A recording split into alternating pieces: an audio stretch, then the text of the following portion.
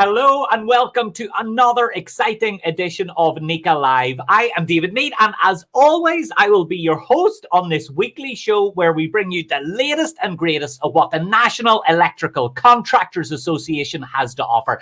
I don't know about you, but it is simply not a Monday unless we spend it together. So thank you for joining us again right here on LinkedIn Live, where you can catch us every Monday at 1 p.m. Eastern, or in audio format like all the cool kids are doing as part of the NECA Live podcast. New episodes appear there every single Thursday, wherever you get your podcasts. And frankly, you can get them from everywhere these days. I bet there's a fax machine that's doing podcasts now.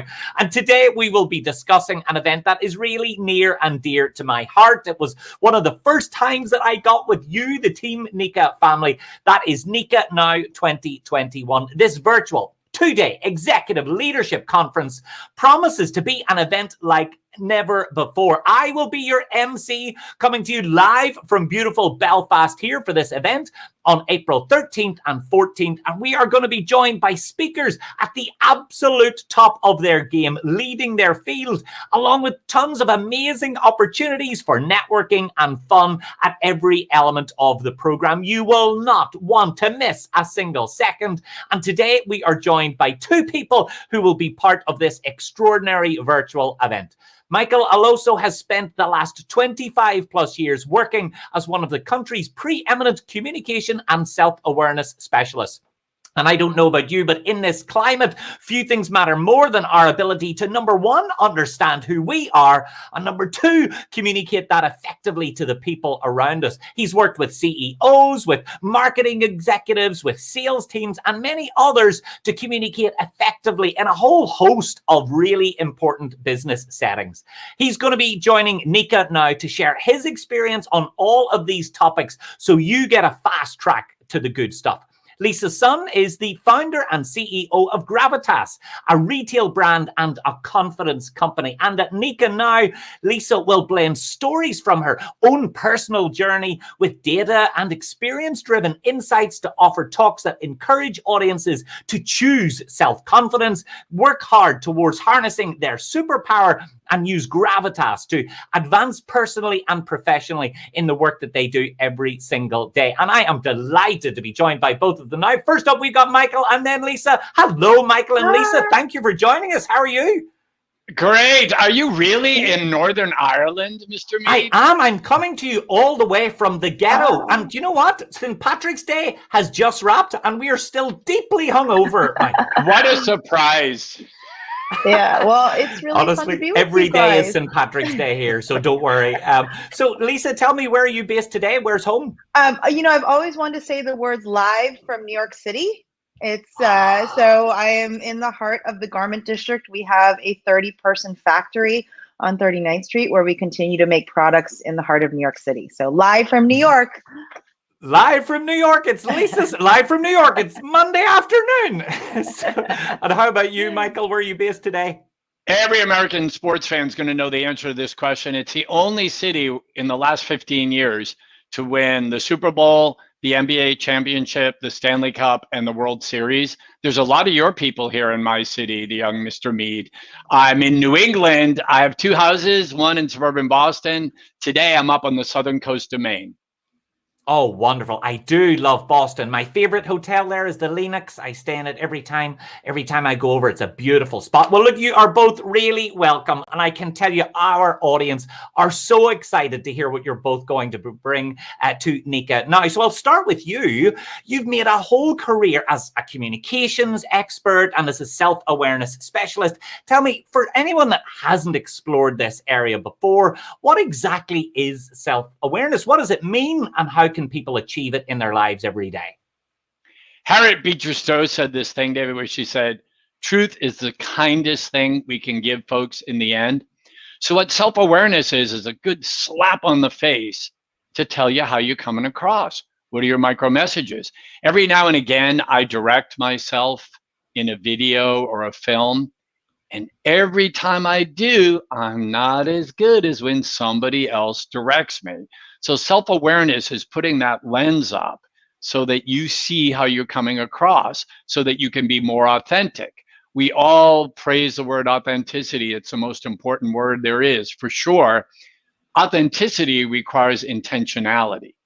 You can't be intentional about that authenticity unless you see and know and hear how you're coming across. That's what self-awareness is.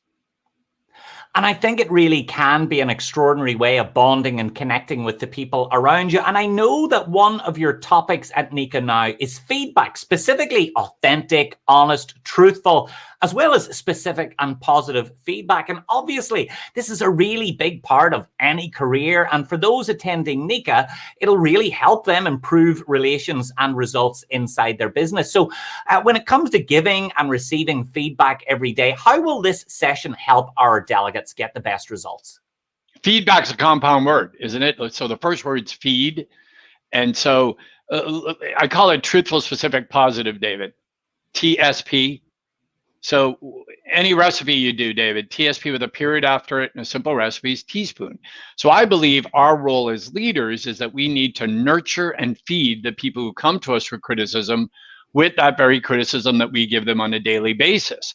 And what a lot of leaders' brains are trained toward is finding fault, finding what's wrong. How can I fix this thing? TSP is finding out about what's right. How to identify with great specificity what is right about an event, about behavior, nailing that, calling that out so that each person upgrades that even more and welcomes our eyes, our ears, and what we can see and hear to make them better.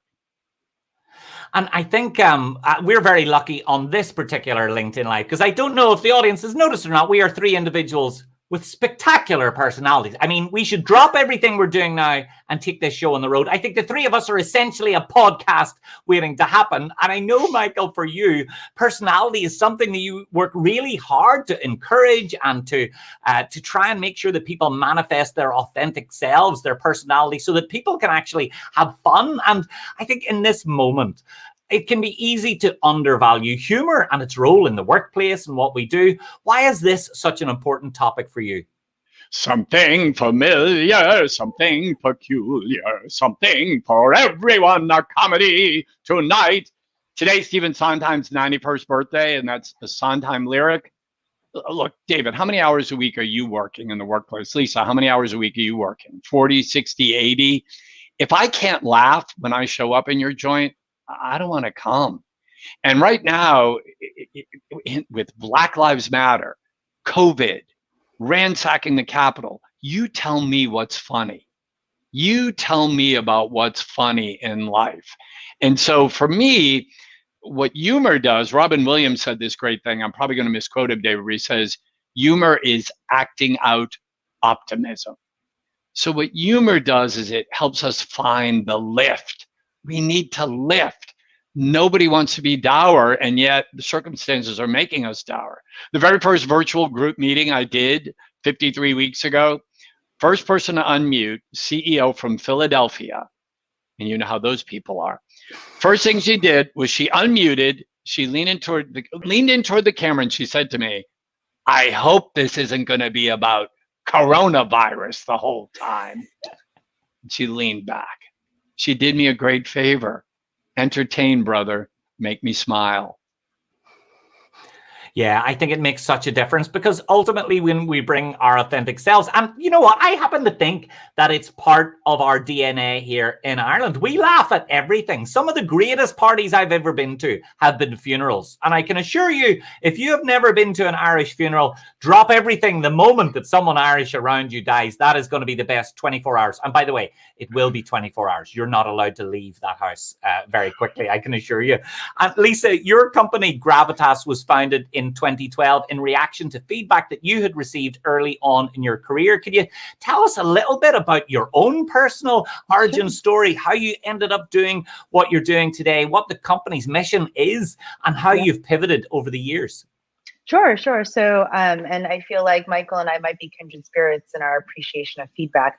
I was at McKinsey & Company, the management consulting firm, for 11 years.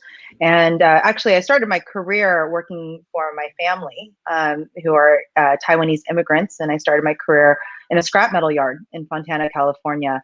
After I helped my parents retire, I went to McKinsey & Company for 11 years. And my first boss told me that I didn't have any gravitas, that I didn't have any confidence. And when I asked her how to get gravitas, she said, go buy a new dress, look in the mirror, and love yourself, which I think is a kind of weird piece of feedback to tell a 22-year-old. And when I asked her why, she said, when you look in the mirror every morning, you have to like yourself. I can teach you how to be good at this job, but I can't teach you how to like yourself. And she said, when I put on a dress, I pay myself a compliment, right? If Dumbo had a flying feather, he never needed that feather to fly, but it was a reminder to bet on himself every day. And so we started the company with a mission to catalyze confidence. Our first product, Oprah named a favorite thing, which is an unbelievable thing to happen to a small company. And what we realized was less that we were successful in this moment, but that we were helping people through very tough times. And so we got letters from people who wore our dress to go get a new job. One woman ran to be the youngest woman judge in Superior Court history in LA. And what we realized was, most people, you're born fully self-confident. All kids are confident, right? There's nothing they don't think they can do. And in your adolescence, you lose that sense of self. You start to become self-conscious. And it requires making a choice every day to believe in yourself. And I love Michael's comment around, seeing positive things and strengths in others. Sometimes we have to see it in ourselves before others have the permission to see it. So there is self-awareness, not just about the things we can do better, but more importantly, the gifts that we bring to every moment. The hardest part of the last year is we traditionally do women's workwear, which if no one's going to an office, what do you do? And our sales essentially went to zero last March. We pivoted our entire operation to providing hospital gowns for Mount Sinai Hospital. So that was an incredible thing to provide hundreds of thousands of gowns for people going through COVID. We produced over 250,000 face masks for the front line, and then we produced another 250,000 for our community, all made in the heart of New York City. Our factories in Taiwan and China paused for 72 days. And so what we had to do was figure out a way to have our factory here be deemed essential and bring all of our workers back.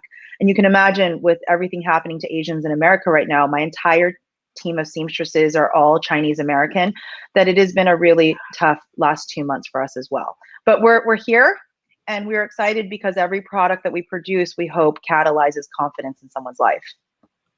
Absolutely. I couldn't agree more. And I've worked with people and organizations all across the world. And sometimes in times of change and in times of challenge, we need to remind ourselves that we're so often catching ourselves doing wrong or catching the people around us doing wrong. But sometimes we need to catch ourselves doing right. And that point that you made about believing in ourselves is so true. I remember my dad used to tell me, and I'm certain he stole it from a fridge magnet, but that doesn't make it any less relevant. He used to say, you live up to and down to your expectations of yourself. Convince yourself that the odds are stacked against you. You don't have the time, resources, experience, network, expertise, and all you do are look for the opportunities to confirm that expectation. So your story, both of your stories really do resonate with me, and I know it will with the audience as well. Lisa, I know one of your core messages is self-confidence and harnessing your own personal superpower.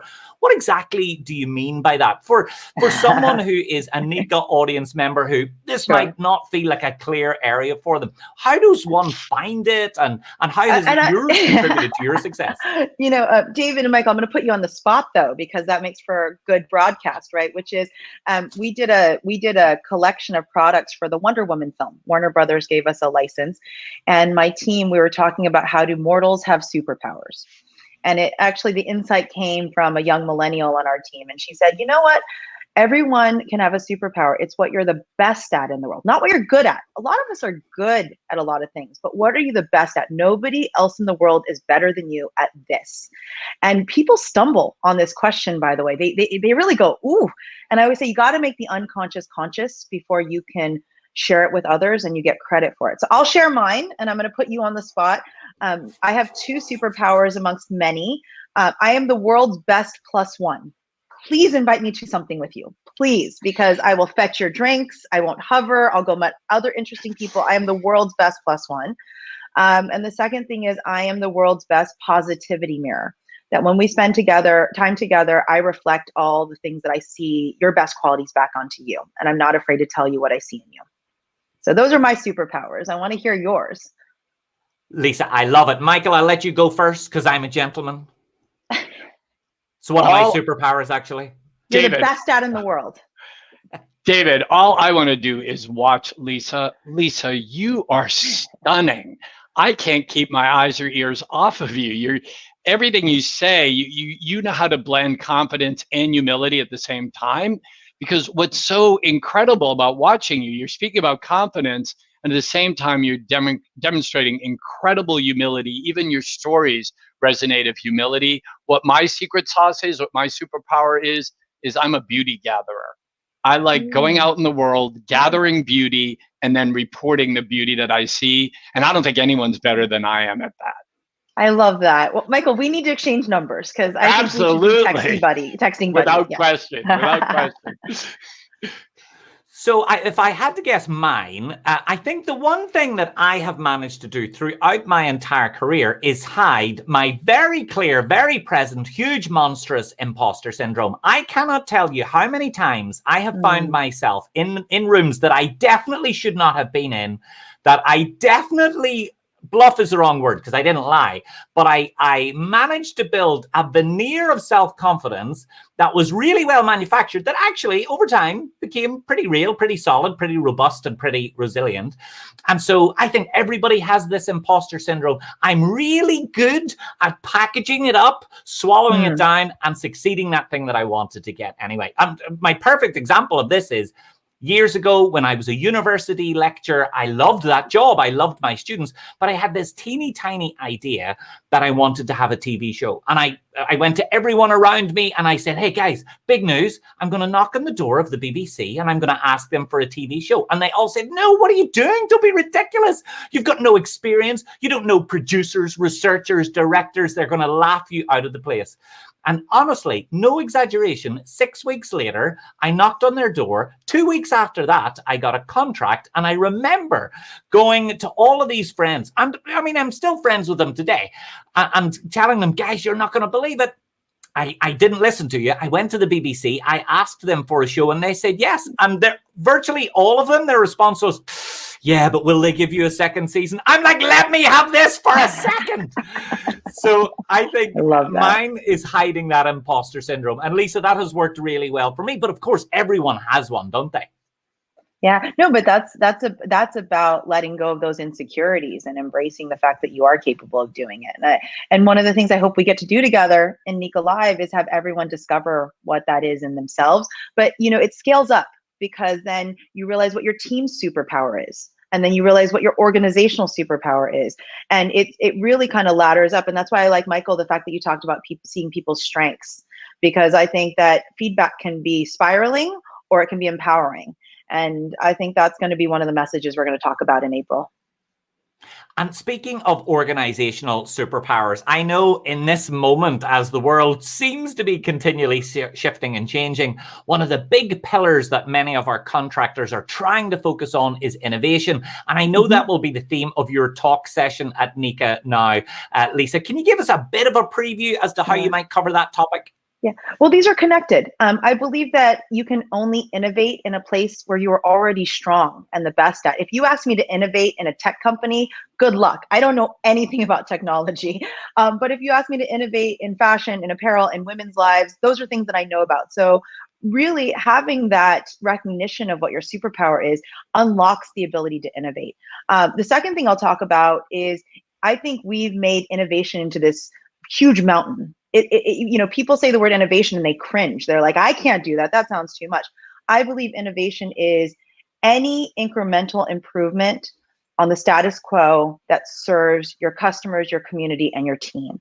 And so when you lower the bar on what innovation is and you start from a recognition of what your strengths already are, it opens up a whole solution space for you to be able to serve your customers better, bring emotional and functional differentiation, and win hearts and minds. And I'll talk about all those 6 steps, but that last step around hearts and minds becomes critical because you might have a great idea, but embedding it in the organization, getting followership for it, getting support for it is going to be a question of winning both hearts and minds. So we'll talk about the root of innovation, what it really means, and then the 6 steps to get there.